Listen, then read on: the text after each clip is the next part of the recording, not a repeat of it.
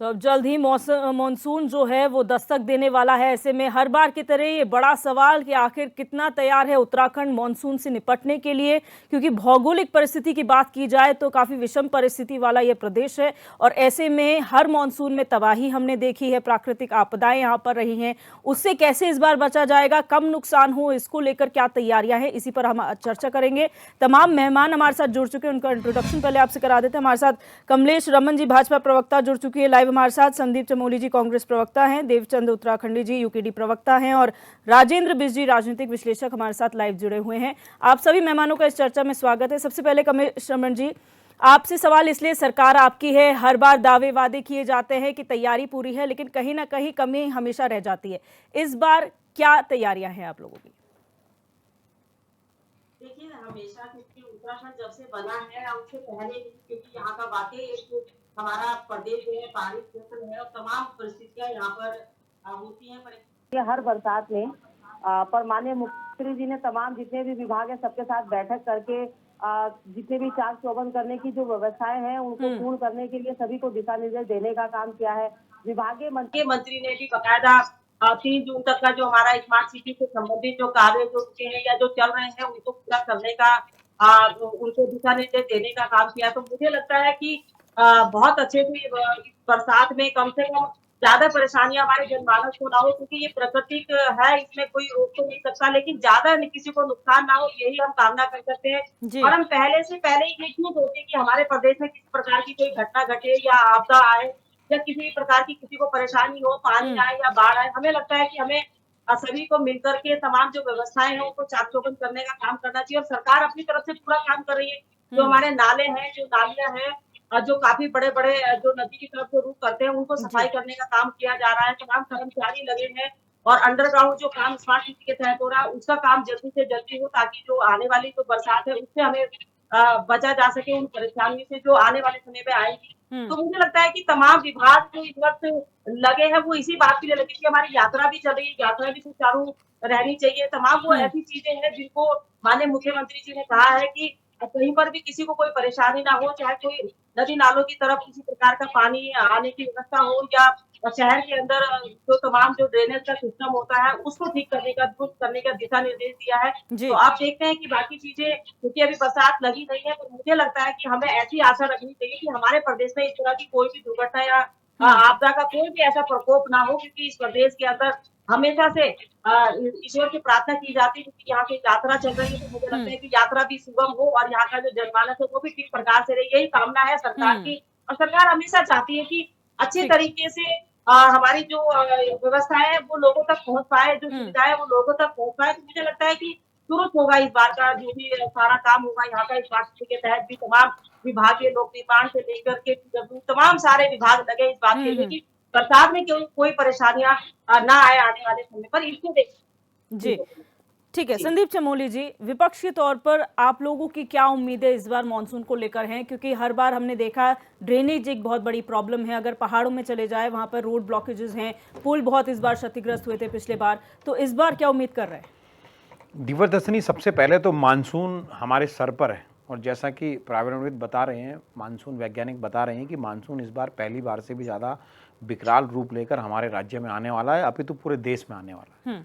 तो कहीं ना कहीं सरकार की ये जिम्मेदारी बनती है कि अभी मजबूती से जो है मानसून से बचने के लिए मजबूती से इस राज्य में तैयारी करें, क्योंकि सरकार की कथनी और करनी में सदैव अंतर देखने को मिला है।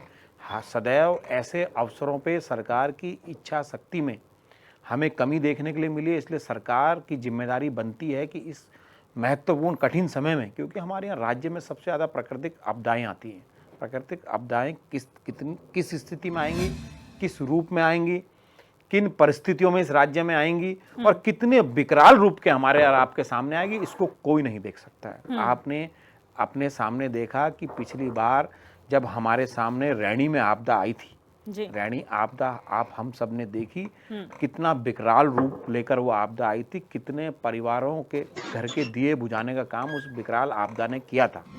और दिव्यदर्शी, तब ज़्यादा दुख होता है जब राज्य में और केंद्र में एक ही दल की सरकार है, तब जाके सरकार वहाँ व्यवस्थाएं करने में, वहाँ तुरंत राहत पहुँचाने में जो देरी करती है, जो लाभ वहाँ के लोगों को नहीं पहुँचाती है, आज जी। भी वहाँ के लोग दर-दर भटक रहे हैं, तब दुर्भाग्यपूर्ण लगता है। और सबसे ज़्यादा दुख आप हम सबको देख के तब होगा जब हमने जोशीमठ की तरफ हम देखते हैं।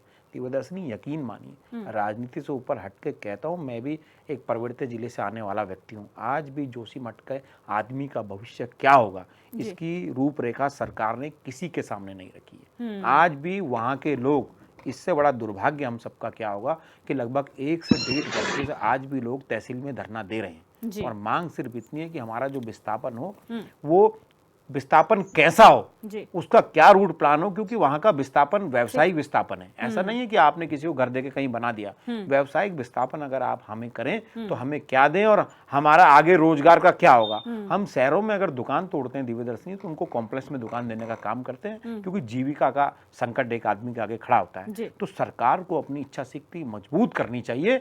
और जोशीमठ में आज भी अगर कोई भी साथी इस चर्चा को सुन रहा हो जोशीमठ का, आज भी जोशीमठ के लोग जो हैं, हमें न्यूज़ के माध्यम से, सोशल मीडिया के माध्यम से देखने को मिलते हैं कि वो सरकार से कितने नाराज हैं। तो दिव्यदर्शनी सरकार को ये मात्र कोरे वादे नहीं करने चाहिए, क्योंकि जो आपदाएं आती हैं, वो आपदाएं बहुत सारे परिवार को दंश देने का काम करती हैं। तो हमारा सरकार से विपक्ष होने के नाते आग्रह है कि मजबूती से इच्छा शक्ति मजबूत करें और बड़ी प्राकृतिक आपदाओं के लिए तैयार रहें। और जोशीमठ के लोगों का, रैनी के लोगों का, और ये भी मानिए कि अभी जो हमारे यहाँ माल देवता में मात्र 10 किलोमीटर में बैठा आपदा है, ऐसी आपदाओं को तत्काल प्रभाव से राहत पहुंचाए और ऐसा इस राज्य में इन चीजों के लिए सदैव तैयार रहें। बिल्कुल।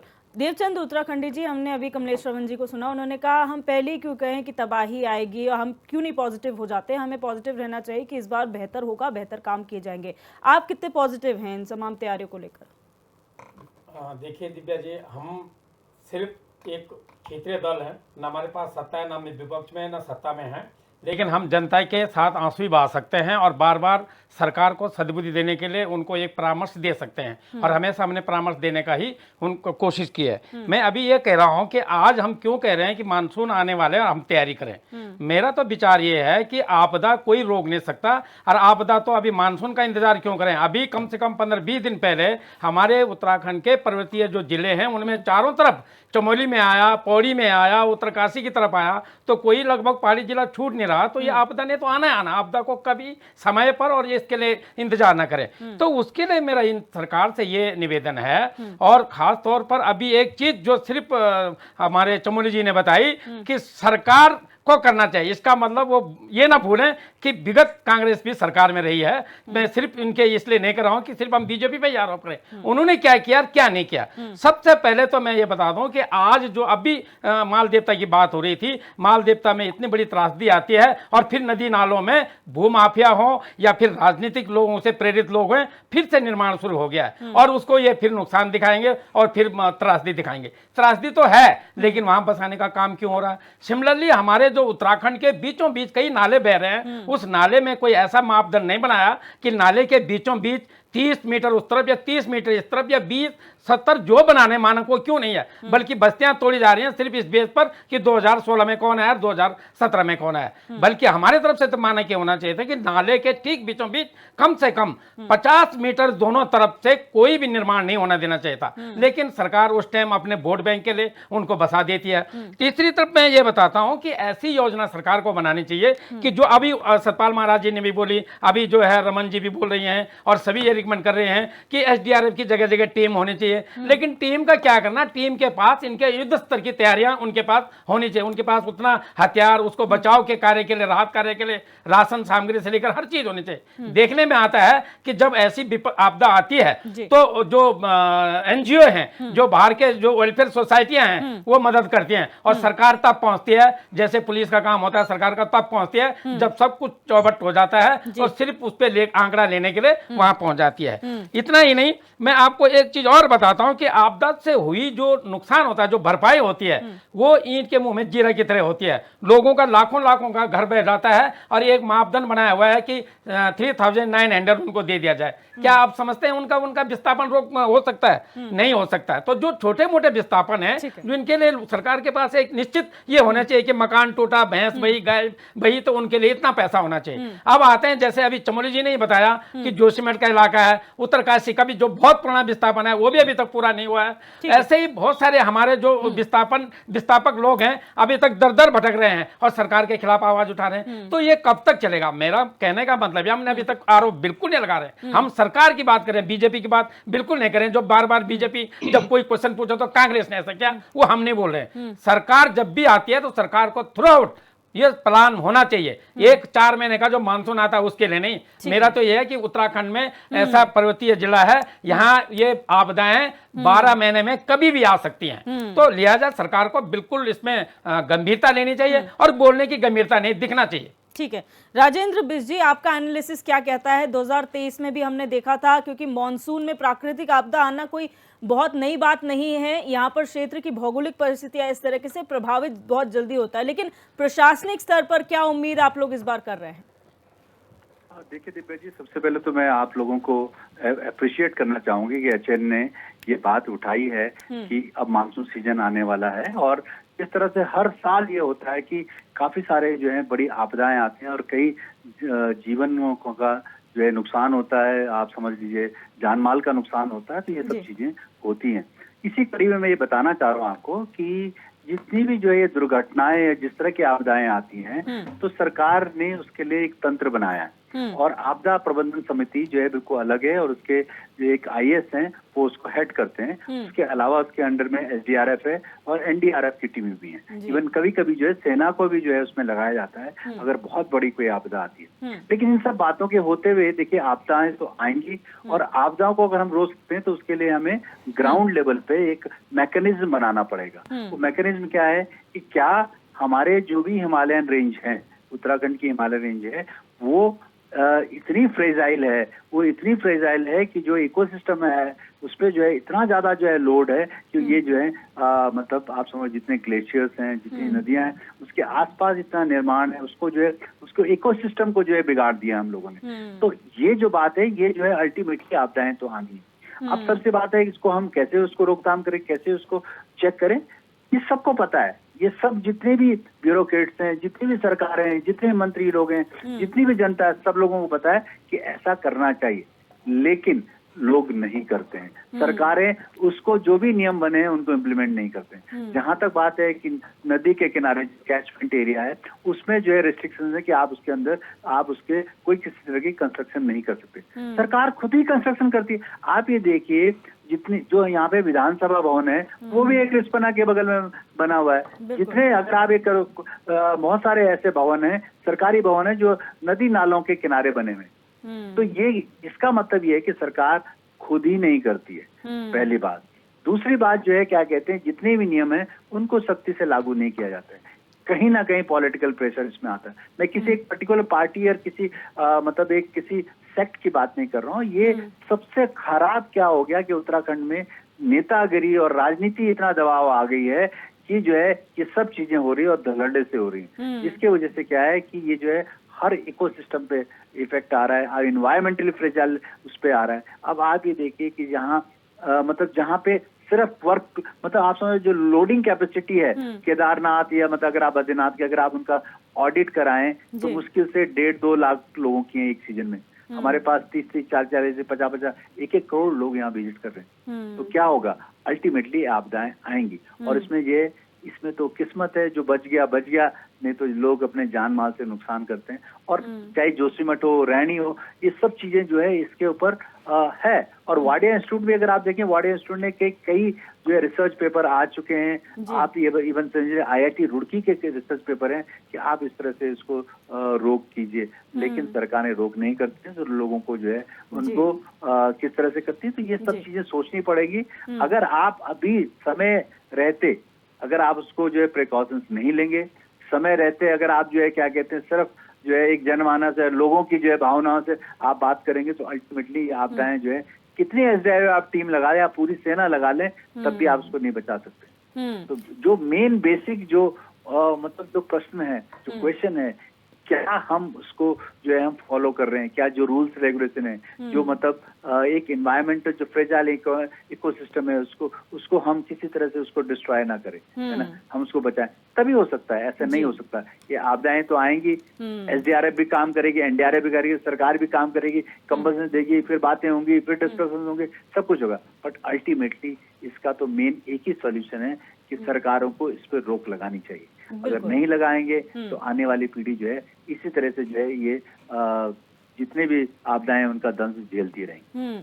बिल्कुल। और हमें याद है कि स्कूल टाइम में डिजास्टर मैनेजमेंट सब्जेक्ट हुआ करता था, और एनवायरमेंटल की जहाँ पर बात की जाए तो डिफॉरेस्टेशन सब्जेक्ट पढ़ाया जाता था, सॉइल इरोजन की बात की जाती थी, और सस्टेनेबल डेवलपमेंट जो राजेंद्र जी आपने जिक्र किया जिस बात का कि सस्टेनेबल डेवलपमेंट हो ताकि आगे के लिए जो पीढ़ी है उसको ध्यान में रखा जाए। लेकिन कमलेश रमन जी, आपसे सवाल ये है, इतनी भीषण गर्मी पड़ रही है, अब हमें जाकर पेड़ों की इंपॉर्टेंस समझ में आ रही है। हमारे देहरादून में कभी पेड़ हुआ करते थे, सहजधारा और उससे आगे, आज वहां पर पेड़ नहीं है, लोग त्राही त्राही कर रहे हैं कि पेड़ होते तो शायद गर्मी कम लगती। यही बात हम मॉनसून में भी बोल सकते हैं कि पेड़ होते तो शायद सॉइल इरोजन और ये भूस्खलन वाली चीजें कम होती। तो क्या आपको नहीं लगता कि अब समय आ गया है कि अब सरकारों को ध्यान देना चाहिए, डेवलपमेंट अपनी जगह, लेकिन उसके साथ साथ नेचर को भी साथ लेकर चलिए? बिल्कुल, बिल्कुल। देखिए, आपने बिल्कुल सही कहा है, और अभी जो हमारे भाई बोल रहे थे, मैं उनकी बात से पूर्णतः सहमत हूँ कि पर्यावरण की दृष्टि से हम लोगों को सबको काम करना चाहिए, क्योंकि सरकार अपना काम करती रहती है। और सरकार की जितने भी संसाधन है, सरकार की जितनी भी योजनाएँ, जितने डिपार्टमेंट है, तो वो पूरी कोशिश करते हैं कि हम पूरी तरीके से जनमानस को वो सुविधाएँ देने का काम करें। लेकिन कुछ काम हमारे लिए भी होते हैं, कुछ काम जनता खुद स्वयं नहीं भी कर सकती। जैसे पर्यावरण की दृष्टि से अगर तमाम सभी लोग अगर सिर्फ सरकार की तरफ देखेंगे कि सरकार ही सब कुछ हमें करके देगी, हमारे घर के बाहर आकर के पेड़ पौधे लगाने का काम करेगी, तो मुझे लगता है कि जनमानस को भी इसलिए ये देखना चाहिए कि अपने घर के आगे वो भी कम से कम पेड़ लगाने का काम करे, ऐसे फलदार वृक्ष लगाने का काम करे, ताकि आने वाले समय में पर्यावरण की दृष्टि से भी सही हो सके। और तमाम जो हमारे पहाड़ों, अभी आपने जो सहजधारा की बात करी कि सहजधारा रोड पर वाकई ऐसा लगता है कि वहां पर पेड़ पौधे होने चाहिए, और सरकार इस चीज से और गंभीर है। मुझे लगता है कि बहुत जल्द सहजधारा रोड पर वो पौधे लगाने का भी काम करेंगे, पर उसकी देख रेख करने का काम जो वहाँ के नजदीकी जो लोग होते हैं शायद उनको भी करना चाहिए, क्योंकि सिस्टम तो अपना काम अपने तरीके से करता ही करता है, पर ये कर्तव्य हमारा भी बनता है एक नागरिक होने के नाते इस प्रदेश की पर्यावरण की ओर देखते हुए, यहाँ की जो है स्वच्छता की ओर देखते हुए हमारा भी कर्तव्य बनता है कि हम भी कुछ ना कुछ कहीं थोड़ा बहुत योगदान एक गिलहरी के रूप में दे सकते हैं अपने प्रदेश के विकास के लिए, स्वच्छता के लिए, सारी सुख सुविधाओं के लिए। अगर प्रत्येक नागरिक ये सोचे कि नदी के किनारे जो अभी रिस्पना की बात हुई थी कि अभी उनको जैसे एनजीटी ने जो एक आदेश पारित किया था कि जो हमारी जो नदियां हैं, क्योंकि वाकई उनको ये लगा कि अगर कहीं बरसात में कोई विकराल रूप धारण हो गया तो जो लोग बीचों बीच नदी में बैठे हैं तो कहीं नुकसान होगा, तो फिर उसके बाद फिर धरना प्रदर्शन कोई चीजें होती है कि हमें मुआवजा देने का काम करें, वो सारी चीजें हो जाती हैं। पर अभी आपने देखा होगा कि किस तरीके से विपक्ष विरोध कर रहा था कि नहीं, अगर हटाया तो हम विरोध कर देंगे, हम बिल्कुल बलडोजर के सामने आ जाएंगे। अब मेरा मतलब कहने का ये है कि जब कोई अच्छा काम हो रहा था तो विपक्ष को सहयोग करना चाहिए, और विपक्ष को आना चाहिए, ये देखना चाहिए कि जहां पर कुछ थोड़ी बहुत गलतियां जनमानस से भी होती है, तमाम नेतागण भी करते हैं, बस्तियों को बसाने का काम भी करते हैं, तो मुझे लगता है वो अब बंद होना चाहिए। अच्छा कमलेश रमन जी, इसी से जुड़ा हुआ मेरा सवाल है, आपने अभी एनजीटी का हवाला दिया है, एनजीटी कोई पहली बार नहीं बोल रहा है, और ये मानक पहले भी तय थे कि आप नदी के कैचमेंट एरिया के 200 मीटर के दायरे में आप कुछ नहीं बना सकते। आपके सरकारी कार्यालय मैडम बहुत ऐसे हैं जो कांग्रेस छोड़िए, बीजेपी छोड़िए, सबके कार्यकाल में एक ही चीज हुई, वहां पर कार्यालय बने हैं, हटाया, आप बस्ती को रहे हैं। और बात यहाँ पर ये हो रही थी, आज से मॉनसून नहीं आ रहा है, मॉनसून पहले भी आया है, ये लोग तब भी इफेक्ट हुए, तब क्यों नहीं हटाया गया? बिल्कुल, बिल्कुल, आपने बिल्कुल सही कहा। देखिए, जो भी हमारे डिपार्टमेंट बने वो आज के तो नहीं बने हैं, वो भाजपा सरकार के समय के नहीं बने, लेकिन मैं किसी पे आरोप नहीं लगा रही कि किस सरकार ने बनाए, पर हाँ बने तो है ना। जब 2000 में हमारा स्ट्रक्चर बना, हमारा प्रदेश ये उत्तराखंड बना, तो जो वर्तमान की उस समय नवनिर्वाचित सरकार थी, उन्होंने ये सारे स्ट्रक्चर बनाने का काम किया, तो उस वक्त शायद वो ये सारी चीजें ध्यान में नहीं आई होगी कि यहाँ नदी का जो स्लोप है, वो सारी चीजें जो डिपार्टमेंट उसके बीच में आ रहे हैं और उसमें बस्तियां भी आ रही है।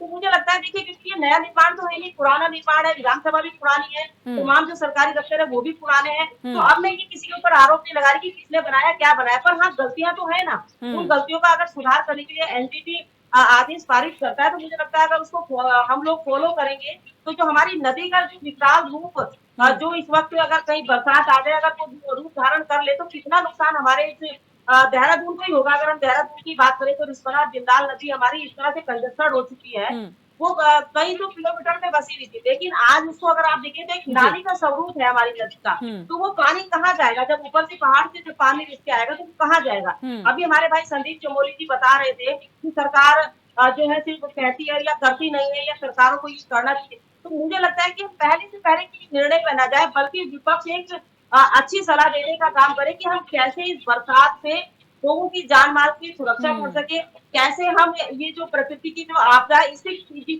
कितना कम ठीक कर है। सके। इस तरह की अगर हम सलाह सरकार को दें तो मुझे लगता है सरकार लेने में कोई गुरेज तो नहीं करेगी।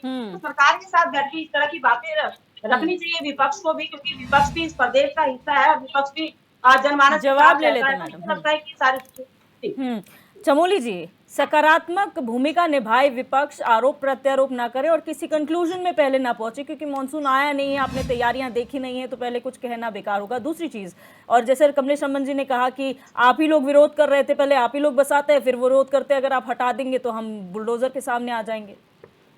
दिवर्सनी, सकारात्मक और नकारात्मक सदैव देखा गया है कि सत्ता में रहने वाली भाजपा इन चीज़ों को अपने हिसाब से लेती है। विपक्ष के द्वारा, स्थानीय जनता द्वारा अनेकों माध्यमों से सरकार को सुझाव दिए गए कि किस प्रकार जोशीमठ का विस्थापन और जोशीमठ में किस प्रकार का सरकार को मुआवजा देने का काम करना चाहिए, लेकिन निश्चित ही मानिए सरकार ने इस मसले पे किसी की भी कोई बात नहीं सुनी। अगर सरकार सुनती, ना विपक्ष कहता और ना स्थानीय लोग आज धरने पे बैठे होते। तो ये कहना तो मात्र एक राजनीतिक शब्द है कि विपक्ष अच्छे सुझाव दो तो हम मानेंगे। दिव्यदर्शनी, सरकारी धन के दुरुपयोग किस प्रकार से हो रहा है और किस प्रकार दोहरी नीति इस राज्य में चल रही है, ये मैं आपको प्रमाण के साथ अभी यहीं पे बताने का काम करूँगा। अभी मुश्किल से 10 दिन पहले ये दून यूनिवर्सिटी के पास रामनगर में जेसीबी चल के 8 अवैध मकानों को जो नदी से सट के बने हुए थे उसको नगर निगम तोड़ता है। पूरी फोर्स, सब मौके पे, पूरा अमला सब कुछ मौके पे रहता है। लेकिन दुर्भाग्य देखिए, ठीक उसके पार नदी के अपोजिट करोड़ों में नगर निगम एक पार्क बना रहा है, सेम उसी स्थिति में करोड़ों का एक पार्क बना रहा है, और वो भी नदी की जद में। क्या वो सरकार, क्या उसको सरकार गलत नहीं कर रही है? क्या उनके उस पार्क में लोग खेलेंगे, उस पार्क में कर्मचारी रहेंगे, उस पार्क में लोग रहेंगे, क्या उनकी जान को खतरा नहीं है? तो किस प्रकार सरकारी धन का दुरुपयोग हो रहा है। एनजीबीटी ने तो ये आदेश किए हैं कि नदी से सटे हुए जितने भी अवैध निर्माण है उनको तोड़िए। सरकार स्वयं, दिव्यदर्शनी, जहां वो 8 मकान टूटे हैं उसको, नदी को अगर आप पार करेंगे तो दूसरी तरफ भव्य निर्माण कर रही है। पुराने निर्माण जिन्होंने किया, मैं इनकी बात को मान गया, तब परिस्थितियां क्या थी। लेकिन अब जब एनजीबीटी आपको कह रही है कि आप ऐसा निर्माण ना होने दें, आप क्यों उस निर्माण को करवा रहे हैं? क्या ठेकेदार कोई भाजपा के सहयोगी विधायक, नेता, मंत्री का कोई मित्र है या रिश्तेदार है? तो दिव्यदर्शनी, ये सरकारी धन का दुरुपयोग है, पहली बात। दूसरी बात, पेड़ लगाने की बात आप करते हैं। अगर खलंगा में हम सब ने देखा, अनेकों माध्यमों से, मैं स्वयं वहां गया था, लोगों ने विरोध किया, तब जाके वहां हजारों पेड़ कटने से बचे। अगर उस नीति पे कोई ध्यान न देता, तो जब वहां पंप हाउस जो ये बना रहे थे, जो इस पूरे प्रदेश, देहरादून को पानी देने का काम करेगा और जिससे हजारों पेड़ों को काटा जाएगा, क्या उस नीति को बनाते समय वहां सर्वे नहीं हुआ होगा? अगर कोई भी सरकारी काम होता है दिव्यदर्शनी, तो वहां सर्वे होता है। अगर लोग विरोध ना करते तो वो पेड़ कट जाते। तो क्या ये सरकार की लापरवाही नहीं है? और सुनिए, भाजपा के साथियों से, भाजपा के नीति, भाजपा के सरकार मंत्री सबसे कहना चाहता हूँ, न करिए पहाड़ का ऐसा विकास जो पहाड़ की छाती पे हो रहा हो। पहाड़ की छाती को चीर के अगर आप इसका विकास करना चाह रहे हैं, तो ऐसी सड़कें, ऐसी रोडें, ऐसी आपकी ऑदरेबल जो ये अपनी ढिंडोरा पीट रहे हैं कि हमने इस पहाड़ का, इस उत्तराखंड का विकास करते हैं, ऐसे विकास को आप ना करिए। इस क्षमता बढ़ाने से ज्यादा आप पहाड़ में सुविधाएं बनाएं और पेड़ लगाने की बात मात्र बोला। आप अभी बताता हूं आपको, ये प्रदेश के पूर्व मुख्यमंत्री ने रिस्पना पे एक परियोजना निकाली थी, लाखों पेड़ लगवाए थे रिस्पना के उद्गम स्थल पे। कोई पूछ ले, त्रिवेंद्र सिंह रावत जी से अब तो सांसद बन गए, क्या वो अन पेड़ होगा? दिव्यदर्शनी, कथनी और करनी में कितना अंतर है, ये इनको स्पष्ट रूप से समझना पड़ेगा। ठीक है। देवचंद्र उत्तराखंडी जी, आपने कहा ना हम विपक्ष में हैं, ना हमारे पास सत्ता है, लेकिन हम जनता की आवाज़ उठाते हैं। इतने समय में जो नुकसान हुआ है, जो जनता को समस्याएं आई हैं, जैसा कमलेश रमन जी ने कहा कि हम हटाते तो विरोध हो जाएगा, आप लोगों ने कितनी बार सरकार को ये सकारात्मक रूप से बताने की कोशिश की कि ये समस्याएं लोगों की हैं और उसे सुना गया? देखो दिव्या जी, रमन जी इस चीज़ के गवाह हैं। बार बार हम उनको ये बातें, कई बार हम इनको बता दिए गए हैं कि आप जो है एक नियम बनाओ ठोस, बदले की भावना की तरह काम मत करो। अभी जो बस्तियां उजाड़ने का जो विरोध कर रहा है, चाहे वो कांग्रेस कर रही है, चाहे उत्तराखंड क्रांति दल कर रहा है, कोई और समिति कर रही है बीजेपी को छोड़ करके, और सभी लोग जो कर रहे हैं, उनका ये कहना नहीं है कि तुम बस्तियों को मत उजाड़ो। वो ये बोल रहे हैं कि जब पहले बसाया भी तुमने है और अभी तुम उनको निकाल भी रहे हो, तो पहले उनका विस्थापन ठीक से करो। पहले पॉइंट तुम्हारा ये है, उसको सुन ले, उनको प्रॉपर विस्थापन करा दो ना, वहां घर खाली कर दो तब उजाड़ो। तुम उजाड़ कर उनको सड़क पर कर रहे हो, इसका विरोध हो रहा है। विरोध इसका नहीं हो रहा कि बस्तियां मत उजाड़ो। दूसरी बात, हम एक ठोस नियम बता रहे हैं कि तुमने एक ठोस नियम बनाया कि जो नदी के जो नालों के बीचों बीच के मापदंड को लेकर इतने मीटर तक जो एनजीटी के नियम है, उस नियम पे हम बस्तियों को उखाड़ेंगे। आप तो 2016 का मानक लेकर चल रहे हैं, उसमें हो क्या रहा है दिव्या जी? आप अगर ग्राउंड में जाएंगे, और आप गए भी होंगे, मैं जानता हूं, आपने सही सवाल भी उनको पूछा, लेकिन जवाब उनका गोलमोल था। तो हम ये बोल रहे हैं कि आपका ये 2016 का जो मापदंड है, ये क्या है?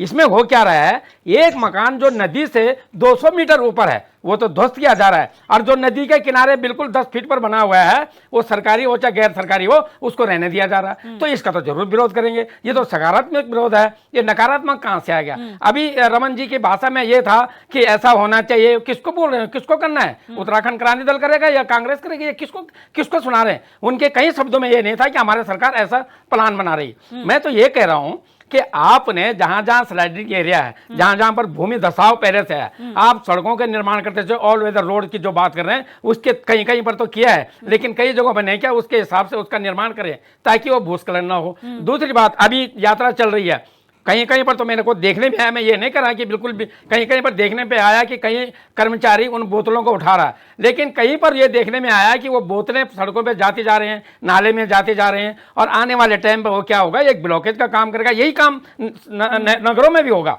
जो पहाड़ों में हो रहा, तो वो एक ब्लॉकेज करेगा, वो दूसरी तरफ तोड़ेगा। जब दूसरी तरफ नया चीज तोड़ेगा तो एक भयंकर रूप लेगा, और वो एक आपदा का काम करेगा। उत्तराखंडी जी, रमन जी ने एक चीज और बोली कि हम एक गिलहरी का काम तो कर ही सकते हैं, जनता का काम ये है कि आप जो सरकार कर रही है उसमें थोड़ा योगदान आप भी दे दीजिए, कूड़ा अपना तो सही जगह पे निस्तारण कीजिए। हम तो कर रहे हैं, हमारी तरफ से बिल्कुल योजना है। हमारे तो कई जगहों पर जो शहरों के नजदीक है, हमारे जो स्वयं सेवक अपनी तरफ से जो कर रहे हैं, हम काम कर रहे हैं। मैं इसलिए बता रहा हूं काम कर रहे हैं कि मैं न केवल उत्तराखंड क्रांति दल से हूं, बल्कि मैं एक अमृत सेवा समिति से भी मैं ताल्लुक रखता हूं, और उसके नाते हम ऐसे सरकार के जो काम धरातल पर नहीं जाता उसके लिए काम करते हैं। हम इसके लिए बाजा बजा करके नहीं करते कि हम ये कर रहे हैं, इसके लिए हम एक पुण्य के रूप में ये काम करते हैं। पर मेरा जो अभी ये था, पेड़ों का कहीं ये कर देते, कंटेरी झाड़ियों का वो कर देते जहां पर भूदसाव रुक सकता है। पेड़ लगाना आज की अब कर दें तब भी कुशल है, लेकिन जब पहले से करना होता था वो नहीं किया है। सरकार अभी यहाँ पर बीजेपी 7 साल से है, अगर 7 साल के शुरुआती सालों में भी ये काम किया होता, उनकी दूरदर्शिता, उनकी मानसिकता इस तरह की होती तो होता। उन्होंने सिर्फ भूमाफियों को यहाँ पर आने का काम किया है। भूमाफियों को सड़क के किनारे दिया जाए या कहीं भी दिया जाए, रोड के, वो क्या बोलते हैं, नदी के किनारे दिया जाए, वो देने को तैयार है। और उसमें तो उसके सहारे में लोग तो बसेंगे भाई। एक भूमाफिया जब नदी किनारे बसेगा तो उसको सफाई करने के लिए, माल करने के लिए उसको इधर उधर बसाना ही है। वो तो उनकी, वो सोचते हैं कि यार इस नेता ने दिया, उनके लिए वोट बैंक भी बन जाता है, वो बच जाता है, बाद में वो नुकसान उठाता है। लेकिन पहाड़ों में जो लोग अपनी जायदाद में, अपनी जमीन में है, तो जो प्राकृतिक आपदा है, जिसको बादल फटना बोलते हैं, बिजली गिरना बोलते हैं, उनके लिए भी मेरा ये है कि उनके लिए भी जो आपके मापदंड है वो सही है, क्योंकि उसके लिए भी मैं भुक्तभोगी हूं। और सरकार का, चाहे वो कांग्रेस थी या बीजेपी है, वो ये देखते हैं कि यार क्या हमारा वोटर है। आज तक मेरा मकान 2008 में, जबकि कोई बरसात मानसून नहीं था, तब त्रासित हो चुका था, आज तक मुझे उसका मुआवजा नहीं मिला है। तो मैं ये कह सकता हूं कि भैया मैं विटनेस के तौर पर हूं कि सरकार का ये गैर जिम्मेदारी पूर्ण जो रवैया है वो बिल्कुल खराब है। दूसरी तरफ यही देहरादून में मैं बताऊं, देहरादून में जो आईटी पार्क में एक पास कॉलोनी है, रायसोनगर फेज 2, उसके बीच में किसी टाइम एक छोटा सा नाला बहता था, और वो नाला आज अगर मरम्मत होता तो वो बिखराव न करता। लोगों ने घर बना दिए, पक्का कर दिए, पानी जमीन के अंदर नहीं जाता। जब नहीं जाता तो एक नाले में तब्दील होता है। उस नाले के लिए पिछले 2 साल से मैं चिट्ठी दे रहा हूं, और वो जो है वो पत्र, जो हमारा पत्र है, हम वहां पर डीएम को भी दे के आए, लेकिन वो पत्र कबड्डी खेल रहा है कि हमारा नहीं है, जल संस्थान का है, जल संस्थान का नहीं है, दूसरे डिपार्टमेंट का है, आज तक नहीं हुआ। अब जो थोड़ा सा टूटा हुआ था, जब पानी फोर्स मारता है तो दूसरी जगह नुकसान होता है। तो मेरा कहने का मतलब है कि अपने जो डिपार्टमेंट है, या तो आप ब्यूरोक्रेसी से जो है आपका जो डर जाते हो, आपके जो सचिव लोग हैं या जो विभाग के अध्यक्ष हैं उनसे आप काम नहीं करा सकते हैं, ये आप लोगों ने बोला भी है पहले, ये हमको सुनने में भी आया। लेकिन अब आप जो है 7 साल से हो, डबल इंजन किया, ट्रिपल इंजन भी लगा हुआ है यहाँ पे, तो काम करना सीखो। और यहाँ पर आकर के खासतौर पर सत्तारूढ़ का जो प्रवक्ता होता है उसको तो चाहिए वाला शब्द होना नहीं चाहिए, वो ये बोले कि हम अब करने वाले हैं तो हम संतुष्ट होंगे, नहीं तो हम आप लोगों को इतने बार कोसते रहेंगे। बिल्कुल। इस बार मुख्यमंत्री ने साफ तौर पर हिदायत सभी विभागों को दे दी है, साफ तौर पर आपदा प्रबंधन से जुड़े विभागों को, कि आप अलर्ट मोड पर हो जाइए और कम से कम नुकसान हो इस पर ध्यान दिया जाए। राजेंद्र विज जी, आंकड़ों की अगर बात की जाए तो पिछले 9 साल में महज उत्तराखंड में जो आपदा आई है उससे 1135 लोगों की जान गई है और 1400 का नुकसान जो इस प्रदेश को हुआ है, 1400 करोड़ का, वो महज 2023 में हुआ है। अगर इन आंकड़ों को देखें तो गलतियां कहां हुई हैं जिन्हें अब ठीक करने की जरूरत है 2024 में?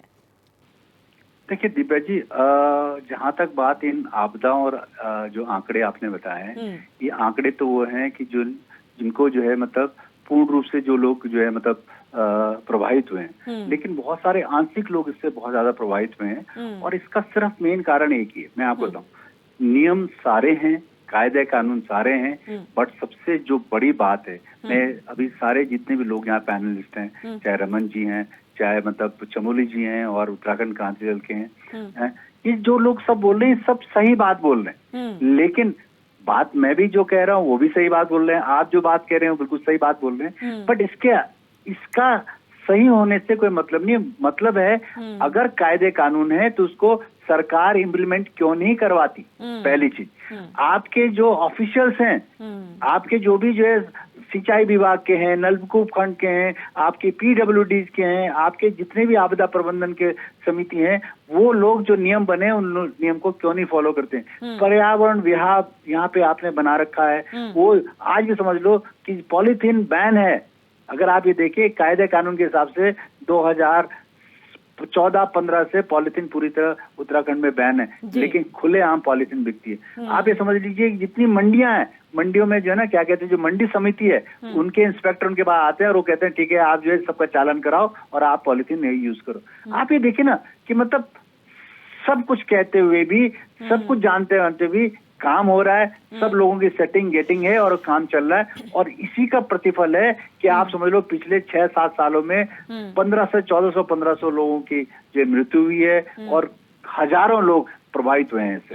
भाई मैं ये कहता हूँ कि उत्तराखंड जो हिमालय राज्य है, अगर आप यहाँ पे मतलब आपदा प्रबंधन करनी है तो बेसिक जो है उस पे काम कीजिए। जो चीज जिनको ना करना है उनको अलाउ मत कीजिए। अब भवन निर्माण है, अगर आपने जो नक्शा पास करने के लिए प्राधिकरण बनाए हैं, तो जो अगर भवन निर्माण है तो स्ट्रिक्ट गाइडेंस होनी चाहिए, ये होना चाहिए, इसके अलावा नहीं होना चाहिए। आज NGT या किसी और जो है जो भी मतलब अथॉरिटीज हैं उनको ये हाई कोर्ट क्यों डायरेक्शन दे रहा है कि आप जो इस तरह से छोड़िए, भाई आप अलाउ नहीं कीजिए।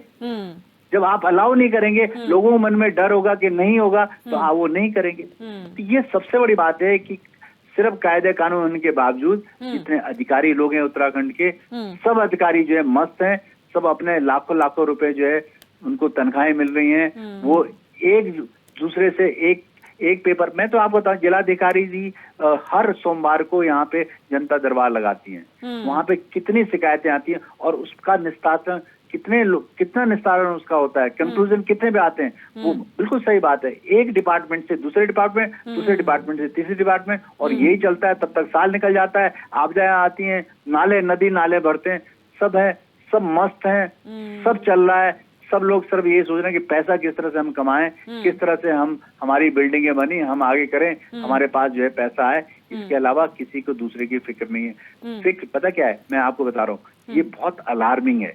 और आप समझ 2013 में जो आपदा आई थी ना, उस तरह की आपदा अगर इस समय आ गई, भगवान ना करे कि हमारे जो है सभी जो है, मैं भगवान से रिक्वेस्ट करता हूँ कि इस तरह की आपदा अगर 2013 की कहीं उसकी पुनरावृत्ति हो गई, तो इस बार तो भीड़ इतनी है, कई लोग साफ हो जाएंगे। बिल्कुल। आप नैनीताल में देखिए, नैनीताल के में जो झील है, झील का स्तर कितना नीचे चला गया, क्यों चला गया? जो कैचमेंट एरिया है नैनीताल में, जबकि बहुत स्ट्रिक्टनेस है कि आप वहाँ पॉलीथीन यूज नहीं कर सकते। अभी मैं 2-3 दिन पहले नैनीताल था, वहाँ के जो कैचमेंट एरिया में अगर आप गंदगी देखोगे ना, तो आप मतलब हो जाओगे। क्या उत्तराखंड में नैनीताल जैसी जगह में हो रहा है, बिल्कुल। लोग मानने को तैयार नहीं। ब्यूरोक्रेसी की सरकारें जहां कार्यप्रणाली की बात है सर, तो वो तो पिछले बार ही बानगी इसकी देख ली थी, जहां पर विधानसभा अध्यक्ष कहती रह गई आपदा सचिव को और वो जवाब नहीं दे पा रहे थे और बार बार विधानसभा अध्यक्ष को कहना पड़ रहा था मेरे क्षेत्र की प्रॉब्लम है, मैं यहाँ पर लोगों के बीच खड़ी हूँ और आप ध्यान नहीं दे रहे हैं। तो ये आप देख सकते हैं ब्यूरोक्रेसी का क्या हाल है। कमलेश रमन जी, 2 सवाल आपसे हैं मैडम। यहाँ पर एक सवाल तो सर्वे से जुड़ा हुआ है, क्योंकि पिछले साल जो पुल ध्वस्त हुए थे उसमें सर्वे की बात आई थी कि हम सर्वे कराएंगे। क्या वो सर्वे हुआ है इस बार मॉनसून से पहले, या वो भी जब पुल टूटेंगे उसके बाद सर्वे होगा? और दूसरी बात, आपने स्मार्ट सिटी की बात कही, आपको आवाज आ पा रही है मैम मेरी? हेलो, आपको आवाज मिल रही है? तो यहाँ पर संपर्क टूट गया, एक बार फिर जुड़ने का प्रयास करेंगे। चमोली जी, यहाँ पर स्मार्ट सिटी की बात कही और मैं सवाल भी करूंगी उस बात का। खजान दास जो राजपुर से विधायक हैं, वो ये कहते हैं जो डेडलाइन है मुझे नहीं लगता कि उसमें काम पूरा हो पाएगा। तो आप ये सोच सकते हैं जब विधायक की बात जो सत्तारूढ़ पार्टी के ये कहते हैं, तो फिर आम जनता क्या उम्मीद करे और फिर क्या कैसे लगे कि तैयारियां पूरी? निश्चितता ही दिव्य दर्शनी खजान दास जी बहुत सीनियर विधायक हैं, पूर्व में राज्य में मंत्री भी रह चुके हैं। अगर सत्ता में रहकर, देहरादून सेंटर से वो विधायक, अगर सत्ता में रह के कोई विधायक इन शब्दों का प्रयोग करे कि मुझे नहीं लगता कि 24 तक काम पूरा हो पाएगा, और उनके शब्दों को मैं पूरा कर दूं। उन्होंने ये भी कहा कि कोई भी काम स्मार्ट सिटी का सही ढंग से नहीं हो पा रहा है, ये स्वयं उनके शब्द हैं, और अगर ऐसा नहीं हुआ तो मैं स्वयं धरने पे बैठा हूं। उन्होंने कई बार अनेकों माध्यम से अपनी नाराजगी को दर्ज कराया है। स्वयं जो सुनील उनियाल गामा, जो पूर्व ने अभी वर्तमान मेयर हैं, उनके द्वारा कई बार स्टेटमेंट दिया गया कि स्मार्ट सिटी के अधिकारी हमारी बातों को नहीं सुनते हैं।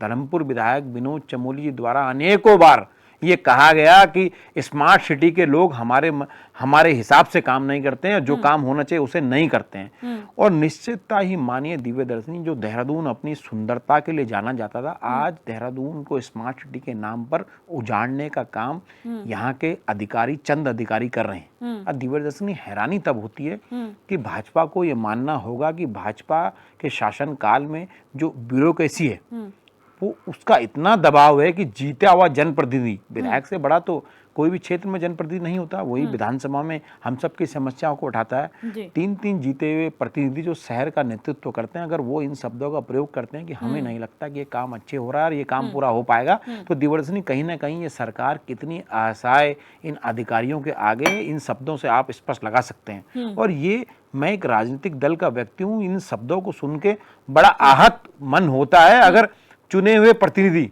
मेयर जो चुने जाते हैं वो कम से कम 14 से 15 लाख के मतों के बीच चुने जाते हैं। कहाँ आप मानिए कि डोईवाला और कहाँ डाटकाली होगा, यहाँ तक उनका क्षेत्र होता है। विधायक धर्मपुर जो है इस प्रदेश की सबसे बड़ी जनसंख्या वाली विधानसभा है, राजपुर शहर सेंटर की विधानसभा है। अगर ये प्रतिनिधि हम आरोप लगा रहे हैं तो वो राजनीतिक विषय हो सकता है दिव्य दर्शनी, क्योंकि हम विपक्षी कहलाते हैं, लेकिन स्वयं अगर सत्ता में रहने वाले जनप्रतिनिधि ऐसे आरोप लगाते हैं तो कहीं ना कहीं भाजपा को सोचना पड़ेगा कि यहाँ की ब्यूरोक्रेसी उनके हाथ में बिल्कुल नहीं है। कमलेश रमन जी, आप मुझे सुन पा रही मैम? जी, मेरी आवाज आ रही है? जी, 2 सवाल मेरे आपसे थे। पहले सर्वे को लेकर मैंने सवाल किया, 2023 में जो पुल क्षतिग्रस्त हुए थे उनको लेकर ये कहा गया कि सर्वे समय पर नहीं हुआ था, लेकिन अगली बार कोशिश की जाएगी, सर्वे हो जाएगा समय पर। मॉनसून आने वाला है, 25 जून के बाद कभी भी मॉनसून हिट कर सकता है, क्या सर्वे हो चुका है? दूसरी बात, आपने स्मार्ट सिटी की बात कही, तो मैडम इससे पहले विनोद चमोली हो, प्रेमचंद अग्रवाल हो या फिर आप खजान दास, वो ये कहते हैं कि हमें नहीं लगता जो डेडलाइन अभी दी गई है उसमें स्मार्ट सिटी का काम पूरा भी हो पाएगा। जब आप ही के पार्टी के विधायक ये कह रहे हैं तो फिर बाकी क्या उम्मीद कर सकते हैं? देखिए मैडम, पारदर्शिता से काम करने के लिए सरकार के जितने भी नुमाइंदे, हमारे मंत्री हो, विधायक हो, तमाम वो सभी लोग अधिकारियों से वार्ता करते हैं, उनको दिशा निर्देश देने का काम करते हैं। आपने कहा कि क्या उन पुलों का सर्वे हुआ है? मुझे लगता है कि उन पुलों का सर्वे भी हुआ है और उनमें कमियां है उनको पूरा करने का काम भी किया गया है। विभागीय उनको देख रहे हैं, तमाम पुलों को जो है जो उनके अंदर कमियां थी या किसी भी प्रकार की क्षतिग्रस्त है उनको ठीक करने का काम किया गया है, सरकार के द्वारा हुआ है उसपे। रही बात हमारी स्मार्ट सिटी की, जो ड्रेनेज सिस्टम की आप बात कर रहे थे कि हमारे मंत्री कहते हैं तो वो नहीं लगता कि ऐसा हो पाएगा। क्यों नहीं होगा, बिल्कुल होगा। क्योंकि मंत्री इस वक्त अपने उस विभाग को दूर तरीके से देख रहे हैं। विधायक क्योंकि जिस क्षेत्र का विधायक होता है, जिसके क्षेत्र में काम होता है, उसका पूरा कर्तव्य होता है कि वो अपने उस कार्य को देखने का काम करे और वो अधिकारी को दिशा निर्देश करता है। अब क्योंकि मुख्यमंत्री जी ने बिल्कुल सख्त हिदायत दी है तमाम अधिकारियों को, तमाम उन विभागीय जो हमारे अध्यक्ष हैं, तमाम चाहे उसमें IAS हो, PCS हो, तमाम विभाग के जो अधिशासी अभियंता हो, तमाम जितने भी इस कार्य को देखने का काम कर रहे हैं स्मार्ट सिटी से संबंधित, उन्होंने सख्त हिदायत दी है कि अगर इस वक्त कोई भी अगर नुकसान होता है तो उसकी भरपाई भी आपसे की जाएगी। इसलिए आप सारे काम को चाक-चौबंद कर ले। अगर आप नहीं करेंगे तो आपसे ही इस चीज की भरपाई की होगी, किसी भी जनमानस को नुकसान ना हो। क्योंकि बरसात आने वाली है, वाकई सरकार संजीदा है, गंभीर है। क्योंकि देखिए विपक्ष का काम केवल आरोप लगाने का है। इस तरीके से भी आरोप लगाने पे सरकार आपकी पूरी सरकार में आपके शब्दों से दीदी ये प्रतीत होता है कि मात्र मुख्यमंत्री की कथनी को किया जाता है। नहीं बोलेंगे 2013 जीते हुए जनप्रतिनिधि विधायक, मेयर, राजपुर के विधायक, इनकी कोई भी बकत नहीं है। दिव्यदर्शनी, इनकी बातों से तो ये लगता है कि मुख्यमंत्री जी ने कहा है, तो यानी मेयर, विधायक जो चुने हुए प्रतिनिधि, उनका कोई बकत नहीं है। उनके इतने लोगों ने आरोप, हम तो कह रहे हैं कि ये शब्द आपके चुने हुए लोगों के हैं। अच्छा, अच्छी बात है मैडम, अच्छी बात है कि मुख्यमंत्री ने स्टैंड लिया है। पूरी डिबेट में सिर्फ आपने आरोप लगाने का काम किया, लेकिन आपने ये नहीं बताया कि 2013 में आपने कितना भ्रष्टाचार किया था निर्माण कार्य को लेकर के। जिस वक्त आपदा आई थी, आपने ये नहीं बताया कि पहाड़ों में काम करने के लिए आपने कितना भ्रष्टाचार किया था। आपकी इंदिरा विजय स्वर्गवासी हो चुकी है, फाइल तक फेंक दी थी हरीश रावत जी के सामने भ्रष्टाचार को लेकर के, और आप बात करते हैं भ्रष्टाचार की। धामी सरकार भ्रष्टाचार मुक्त सरकार है, वो जीरो टॉलरेंस की सरकार है। मैडम, कभी भ्रष्टाचारी के मुंह से आपने सुना है मैंने भ्रष्टाचार किया है? कभी कोई भ्रष्टाचारी खुद नहीं बताएगा कि मैंने कितने घोटाले, कितने भ्रष्टाचार किए हैं। लेकिन कमलेश रमन जी, सवाल आपने ठीक कहा कि मुख्यमंत्री फोर फ्रंट पर है, निर्देश दे दिए हैं। मुझे ये लग रहा था कि ये जो पूरी डिबेट है ये बहुत अच्छे वातावरण में होगी, लेकिन मैंने देखा कि हमारे जो बड़े भाई संदीप भाई बैठे हैं, शुरू से लेके आखिरी तक केवल आरोप ही लगाते रहे। आरोप लगाना दीदी, हम विपक्ष के बैठे हैं, आप हमसे सहयोग क्यों नहीं? कमलेश रमन जी, एक सवाल मैडम, एक सवाल इसलिए, मुख्यमंत्री काम कर रहे हैं, समझ में आता है, फोर फ्रंट पर है, लेकिन ये वैसा ही हो गया जैसे चारधाम यात्रा से सतपाल महाराज नदारत थे, स्वास्थ्य सेवाओं के नाम पर अगर बात करें डॉक्टर धन सिंह रावत नदारत थे, और अब आप कह रही हैं कि अधिकारी काम कर रहे हैं, लेकिन मुख्यमंत्री जो है फोर फ्रंट पे। मुख्यमंत्री तो होंगे मैडम, वो लीड कर रहे हैं, लेकिन विनोद चमोली जो किसी समय पर स्मार्ट सिटी के टीम में हुआ करते थे, अब वो नहीं है, लेकिन वो खुद कहते हैं कि जो ब्लूप्रिंट था वो कभी बन नहीं पाया। तो ये तो सवालिया निशान है उन अधिकारियों पर भी जो किसी की नहीं सुनते। नहीं, देखिए ऐसा नहीं है कि विनोद चमोली जी की नहीं सुनते हैं। प्रेमचंद अग्रवाल जी ने अधिकारियों के साथ में बैठक करी है कि बरसात आने वाली है और तमाम जो स्मार्ट सिटी का काम है, ड्रेनेज का काम है, इन सारी चीजों को दुरुस्त करने का काम करे।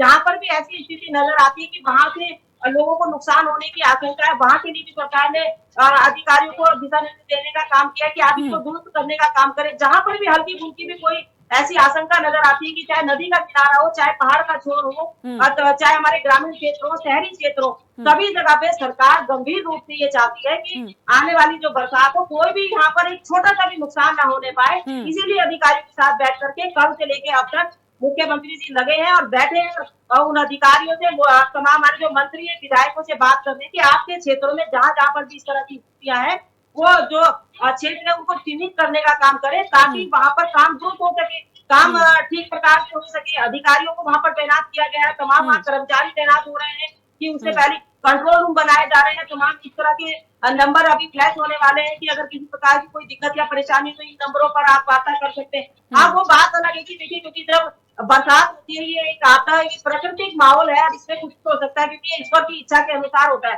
पर उसके लिए बचाव कम से कम हमें भी करना है। सरकार अपना काम करती रहेगी, लेकिन हमें भी चाहिए कि हम कोई ऐसे स्थान पर ना जाकर के बसे जहाँ पर हमें नुकसान होने की स्थिति हो, जहाँ पानी आने की स्थिति हो, जहाँ नदी नालों के ऊपर आपने देखा होगा कि नदियों के अंदर अभी तक आपने कम से कम 6 पुश्ते लग चुके हैं। 6 पुश्ते के बाद भी पब्लिक यहाँ बस रही है। बसाने का काम जो लोग करते हैं अब इस पे रोक लगनी चाहिए, क्योंकि उनकी वजह से और जो बाकी लोग हैं उनको भी नुकसान होता है।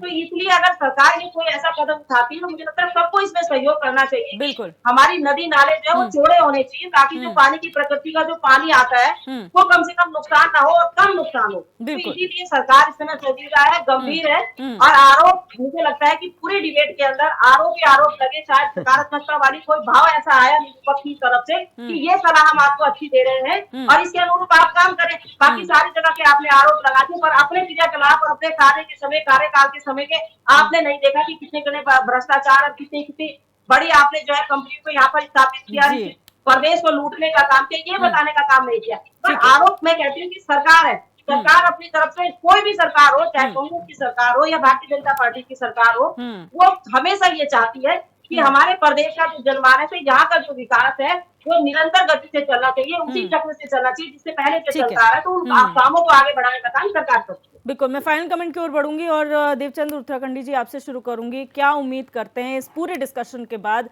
जो निष्कर्ष निकला है, क्या कहेंगे?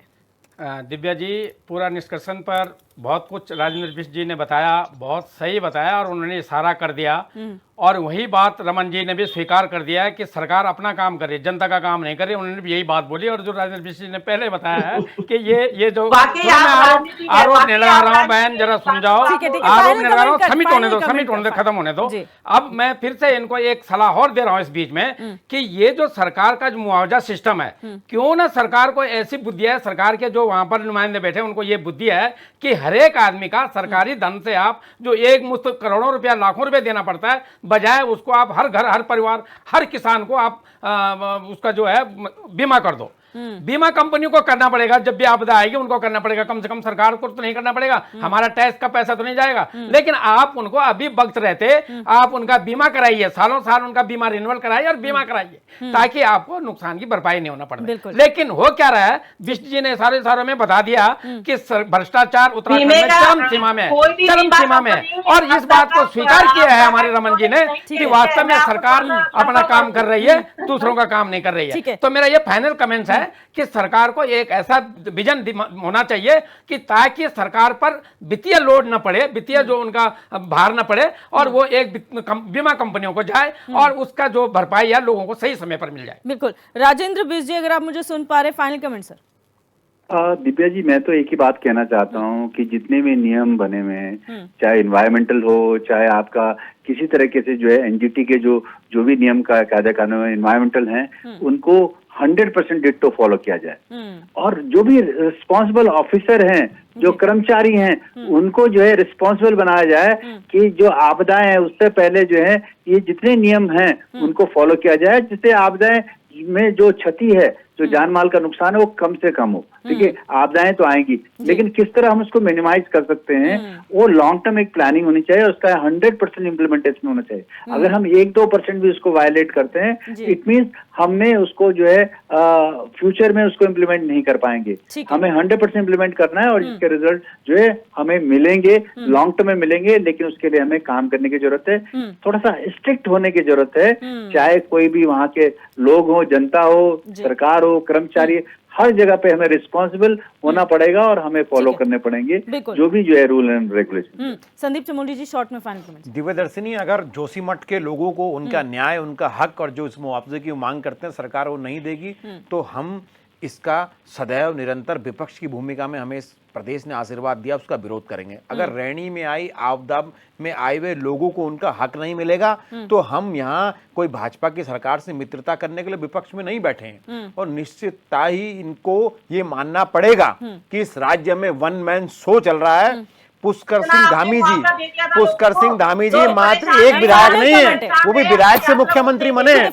ये मेयर, विधायक राजकुमार जी, चमोली जी और जो ये उनियाल जी चुन के जो प्रतिनिधि के रूप में गए हैं, इन लोगों को ये तो कुछ समझते नहीं है। अधिकारी सिर्फ मुख्यमंत्री का मानने का काम कर रहे हैं। तो इस प्रदेश में अधिकारी कितना हावी है आप समझ सकते हैं कि मात्र पुष्कर सिंह धामी जी के कथनों को वो मानेंगे, अन्य चुने हुए प्रतिनिधि, वो भी उनके दल के, हमारे दल वालों की तो कितनी सुनेंगे आप समझ सकते हैं। ठीक है, उनके चुने हुए दल के प्रतिनिधियों को अगर वो कहना नहीं मानेंगे तो समझ सकते हैं इस राज्य में आने वाली आपदा में क्या होने वाला है। कमलेश रमन जी, शॉर्ट में फाइनल कमेंट। मैम क्या कहेंगे, क्या तैयारियां हैं? देखिए, हमारी पूरी तैयारी है, पर हम आरोपों को इस तरीके से नहीं लेते कि आरोप लगा, हम सकारात्मकता के रूप में लेते हैं। मुझे लगता है कि अच्छी सलाह हम ग्रहण करेंगे और हमारी पूरी तैयारी है, सरकार पूरी तरीके से तैयार है। हमारे मंत्री, विधायक, तमाम अधिकारियों के साथ में मिलकर के इन सारे सिस्टम को, जो आने वाली बरसात है, इससे निजात पाने के लिए, कम नुकसान हो, इसके लिए पूरी तरीके से तैयार है और काम भी करेंगे। और मुझे लगता है कि ईश्वर भी इस बार बिल्कुल साथ देगा धामी सरकार। बिल्कुल, आप सभी मेहमानों का बहुत शुक्रिया हमारे साथ जुड़ने के लिए और चर्चा करने के लिए। हमने चर्चा की मॉनसून दस्तक देने वाला है, उत्तराखंड कितना तैयार है। 2023 में जो माहौल बना था, 1400 करोड़ रुपए का राजस्व का नुकसान इस प्रदेश ने झेला था, कई लोगों की जानें गई हैं। उससे कैसा निपटा जा सकता है, क्योंकि जोशीमठ की आपदा के बाद कई ऐसी संस्थान है जिन्होंने सर्वे किया है और ये बताया है कि कौन सी जगह संवेदनशील है, कहां पर बचाव करना चाहिए। इन तमाम रिपोर्टों को बहुत गहनता से समझना चाहिए और इस पर काम करना चाहिए, क्योंकि आने वाला वक्त और भी कठिन हो सकता है मॉनसून के लिहाज से। इसलिए ज़रूरी यह है कि जो सुझाव दिए गए हैं, जो संस्थाएं सुझाव देती हैं, उन पर काम किया जाना चाहिए और खास तौर पर जो आपदा से जुड़े हुए विभाग है, जो अधिकारी हैं, उन्हें भी संजीदा होना पड़ेगा, जिससे लोगों की काम जो जाने जा रही हैं वो कम हो और आपदा से हुआ नुकसान भी कम से कम इस प्रदेश को हो। बहरहाल क्वेश्चन आवर में मेरे साथ बस इतना ही। आप देखते रहिए HNN 24/7, जुनून सच दिखाने का।